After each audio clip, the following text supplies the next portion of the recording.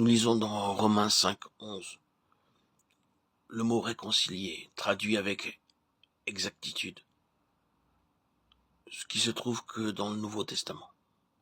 Nous le trouvons fréquemment dans le Lévitique au sujet des sacrifices, où il est traduit de diverses manières. Dans Lévitique 4, 35, nous avons expiation, propitiation. Ces mots ne rendent pas exactement le sens de l'original qui signifie couvrir ou ce qui couvre. Ils ont été créés par les théologiens et sont employés pour exprimer la valeur totale du sacrifice de Christ, au double point de vue substitutif et rédempteur.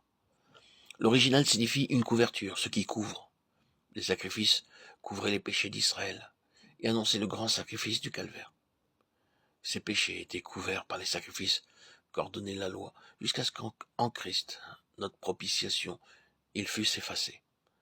Ce sont là ces péchés restés impunis, commis auparavant, auxquels l'apôtre Paul fait allusion dans son épître aux Romains 3, 25. Les mots employés dans l'original expliquent très clairement la pensée de Dieu sur ce point. Selon un hébraïsant distingué, il n'existe en hébreu que 3 mots qui puissent s'employer indifféremment, et ceux-ci ont été traduits par 8 mots et plus dans notre langue. Racheter, rédempteur, rédemption, rançon, expiation, propitiation, délivrance, réconciliation. Ces 3 mots hébreux pourraient être rendus comme suit. Goël, Gaal, signifie racheter, acheter à nouveau, venger le sang. Padar, relâcher, signifie racheter en payant un prix, laisser aller, affranchir.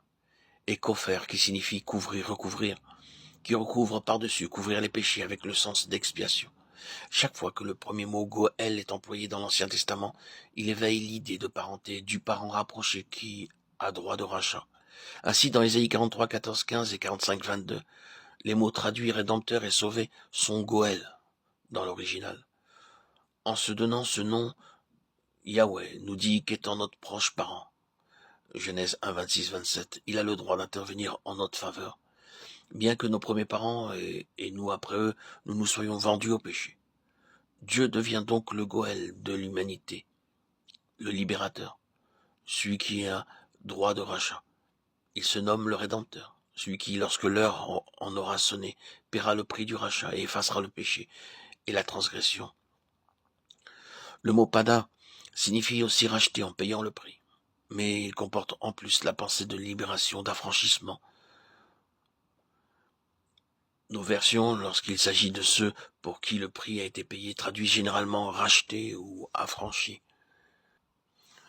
Goël convie la pensée du droit de rachat. Mais il y a plus dans Pada, c'est en même temps que le droit, la volonté et la puissance de délivrer. Le troisième mot, kofer ou kafar, est celui que nos versions traduisent généralement par rachat ou rançon. Exode 31, 12, Job 33, 24. Par expiation dans Lévitique 6, 38, 15, 9, 24. Ézéchiel 45, 15, 17 et Daniel 9, 24. Parfois aussi est traduit réconciliation. Ce mot comporte l'idée de couverture, d'expiation, de réconciliation. Il explique comment le Rédempteur, le Goël, paya le prix du rachat pour affranchir ceux qui s'étaient vendus au péché.